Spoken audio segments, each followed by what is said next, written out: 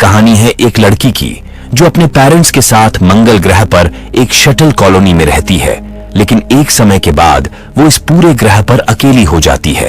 कहानी की शुरुआत होती है और हम एक फैमिली को देखते हैं जिसमें 9 साल की रेमी, उसकी माँ इल्सा और उसके पिता रेजा शामिल है।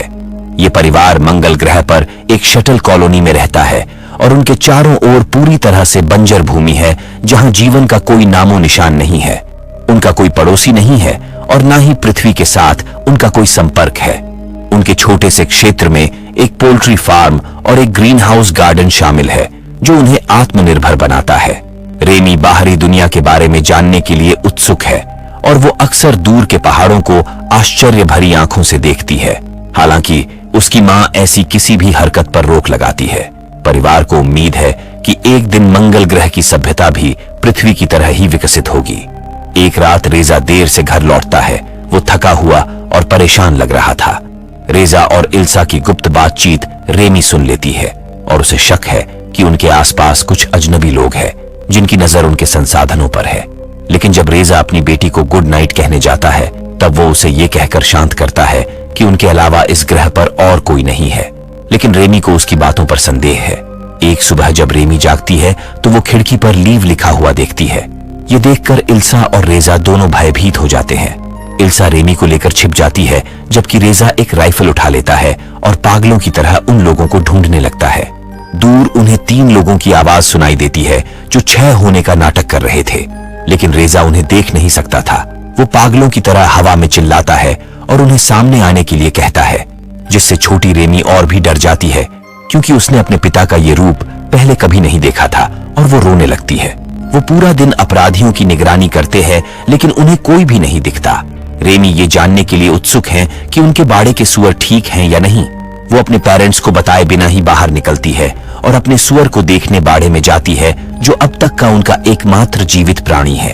वो ये देखकर खुश होती है कि सुअर ठीक है, लेकिन जैसे ही इल्सा को पता चलता है कि रेमी गायब है, वो जल्दी से बाहर जाती है और रेमी को जल्दी से वापस आने के लिए कहती है। लेकिन तभी स्ट्रेंजर्स रेमी को देख लेते हैं और उसे पकड़ने के लिए उसकी तरफ दौड़ने लगते हैं। लेकिन ठीक समय पर रेमी के पिता उनमें से एक को मार गिराने में कामयाब हो जाते हैं, जबकि इल्सा दूसरे को रोकती है और उसकी चाकू से हत्या कर देती है। इसके बाद वो रेमी को लेकर अंदर भाग जाती है। इल्सा की मदद से रेजा आखिरी दुश्मन पर गोली चलाता है जो उसके पैर में लगती है और वो घायल हो जाता है। रेजा उनका निरीक्षण करने के लिए पहाड़ी की तरफ जाता है जबकि इल्सा लाशों से उनके हथियार उठा लेती है। रेमी देखती है कि मरने वालों में से एक युवा लड़की है। इल्सा और रेमी घर में छुपकर पूरी रात रेजा का इंतजार करते हैं। उन दोनों को अनहोनी की आशंका है कि कहीं कोई उस पर हमला न कर दे, क्योंकि उन्हें गोली चलने की आवाज भी सुनाई देती है। ऐसे ही पूरी रात बीत जाती है और रेजा अभी भी वापस नहीं लौटा था, जिससे इल्सा बहुत परेशान थी। वो अभी भी डरी हुई थी और एक चाकू लेकर अपने घर की जांच करती है। तभी अचानक वो दोनों एक घायल आदमी को देखते हैं जो उनके सामने खड़ा था। उनके घर में दिखाई देने वाला शख्स जेरी था। ये वही आदमी था जिसे कल रेजा ने पैर में गोली मारी थी। उसके यहाँ होने का मतलब है कि रेजा अब नहीं रहा। वो बताता है कि ये घर उसके माता पिता का था। जेरी ने रेजा और इल्सा पर उसके माता पिता की हत्या करने और उनकी जगह पर कब्जा करने का आरोप लगाया। वो बताता है कि कई वर्षों और कई कठिनाइयों के बाद वो अपना घर वापस पाने में कामयाब हुआ है। वो बताता है कि अगर वो उसके साथ अच्छा बर्ताव करे और उसके लिए मुसीबत खड़ी ना करे तो वो अपनी बेटी के साथ इस घर में रह सकती है। साथ ही वो उनकी जिम्मेदारी उठाने को भी तैयार है। हालांकि इल्सा यहाँ रहने के बजाय रेमी को लेकर बाहर भाग जाती है। रेमी बहुत डरी हुई थी। वो रोते हुए अपनी माँ से यहाँ से चले जाने के लिए कहती है, लेकिन इल्सा जानती है कि बाहर जीवन संभव नहीं है। वो इस घर में रहने का फैसला करती है क्योंकि उसकी अपनी कुछ योजनाएं हैं। कुछ देर बाद जब जेरी लापरवाह हो जाता है तो इल्सा मौके का फायदा उठाकर अंदर प्रवेश करती है और किचन में उस पर हमला करने का प्रयास करती है। वो उसके पैर में छुरा घोंपने में सफल हो जाती है, लेकिन जल्द ही जेरी उसे काबू कर लेता है। जेरी उसके सिर पर राइफल खींचता है, लेकिन आश्चर्यजनक रूप से वो उसे नहीं मारता और शांत रहता है। वो इल्सा और रेमी के सामने खुद को साबित करने के लिए 30 दिनों की मांग करता है, क्योंकि उसके पास स्टेशन के लिए बड़ी योजनाएं हैं। इल्सा उससे बस एक ही चीज की मांग करती है। वो अपने पति को सम्मान पूर्वक दफनाना चाहती है, जिस पर जेरी सहमत होता है और रेजा के साथ साथ अपने लोगों को भी दफना देता है।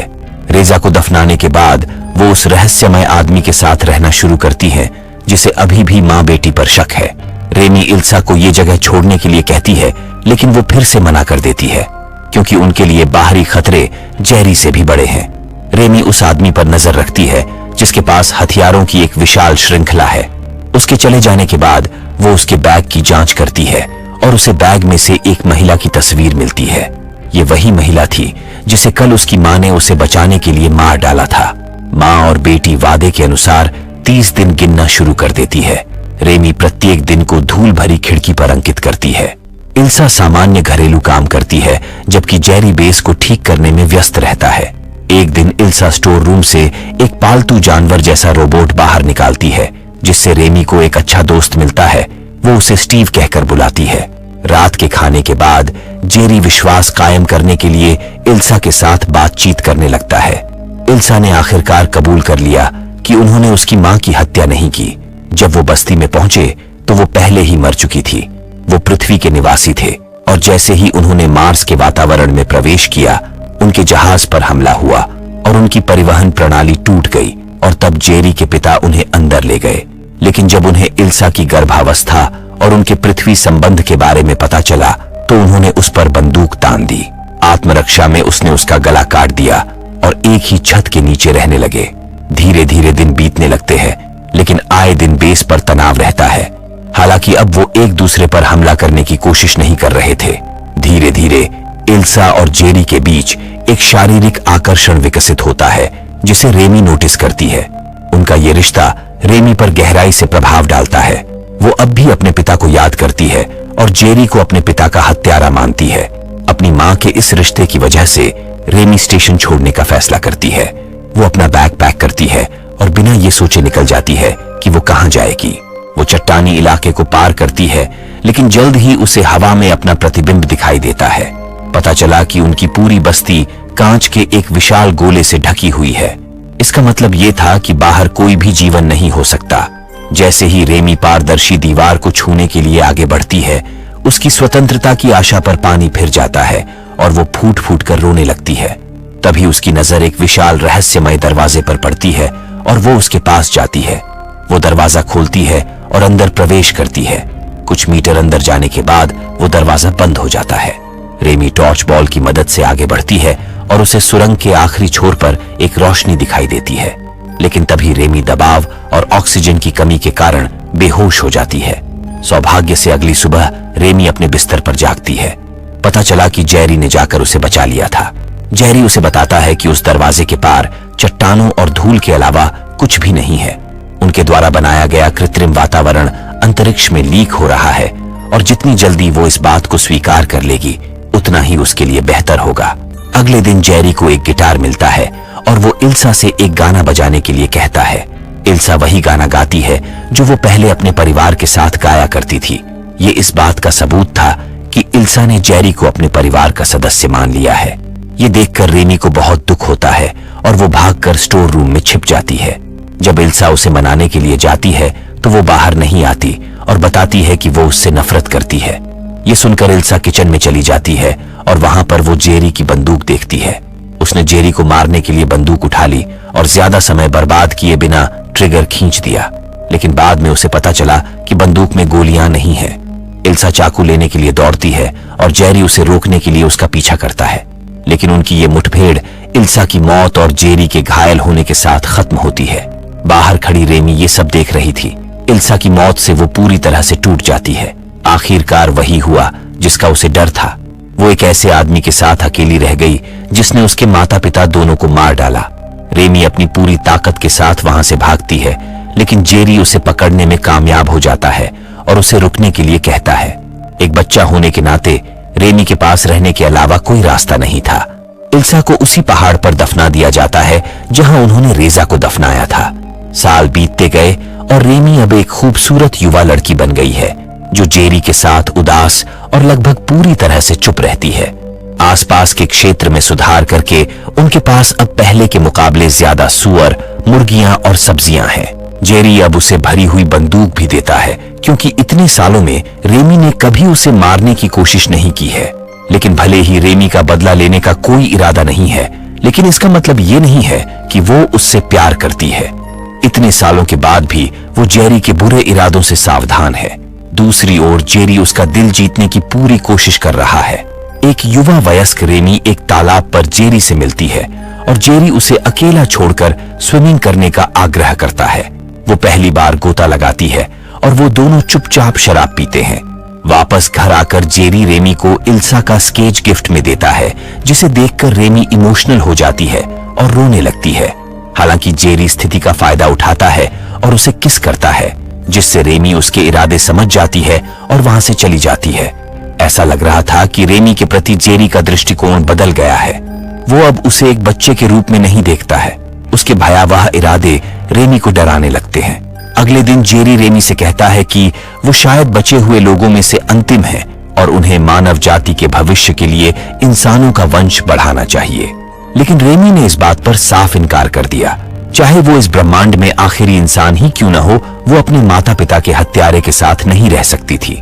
बहस से बचने के लिए वो स्टीव के साथ बाहर चली जाती है और कुछ गहरी सोच के बाद वो इस जगह को हमेशा के लिए छोड़ने का फैसला करती है।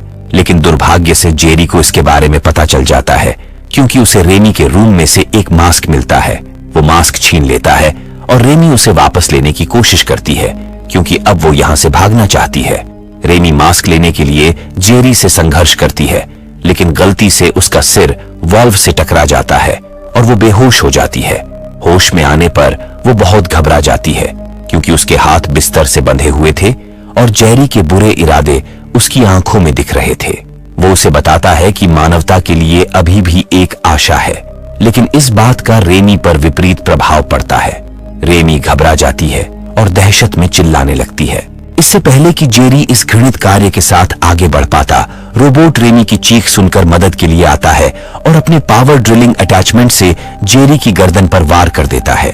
जेरी ने जवाबी कार्रवाई करते हुए स्टीव को गोली मार दी और उसे नष्ट कर दिया। रेमी खुद को छुड़ाने में सफल हो जाती है और अपनी राइफल उठा लेती है और बिना समय बर्बाद किए उसने जेरी के सिर में गोली मार दी, जिससे उसकी मौत हो गई। रेमी जेरी की बॉडी को पहाड़ में दफना देती है। थोड़ी देर बाद उसे एहसास होता है कि वो यहाँ कितनी अकेली है। यहाँ तक कि स्टीव भी टूट गया है। वो अपना अकेलापन दूर करने के लिए अपने माता पिता की कब्र के पास सोती है। रेमी अकेले ही अपने दिन बिताती है। वो जानवरों को देखती है और अकेले ही गुजारा करती है। वो अपने रोबोट मित्र को फिर से सक्रिय करने में सफल हो जाती है। वो अज्ञात दुनिया का पता लगाने के लिए यहाँ से बाहर जाना चाहती है, इस उम्मीद से कि शायद उसे इस बंजर भूमि पर कोई इंसान मिल जाए। रेमी यहाँ से जाने की तैयारी करती है और स्टीव को अंतिम अलविदा कहती है। वो आखिरी बार पहाड़ पर सभी मृतकों को विदाई देने जाती है। अपने घर में उसने आखिरी बार स्टीव को सुअरों की देखभाल करते हुए देखा। फिर वो उसी गुफा, या यूं कहें कि जिस सुरंग से वो बचपन में कभी गुजरी थी, वहीं से गुजरती है। हालांकि अब वो पूरी तरह से तैयार है। बाहर जहां तक उसकी नजर जाती है सिर्फ बंजर भूमि है। लेकिन रेमी इस सवाल का जवाब ढूंढने निकल पड़ती है कि क्या वो इस लाल ग्रह की विशालता में अकेली है। अगर वो बाधाओं से बच गई तो नए लोगों की तलाश में उसका सफर हमेशा जारी रहेगा। आशा करता हूं आपको ये वीडियो पसंद आया होगा। ऐसे ही वीडियोस देखने के लिए आपको ये चैनल सब्सक्राइब करना होगा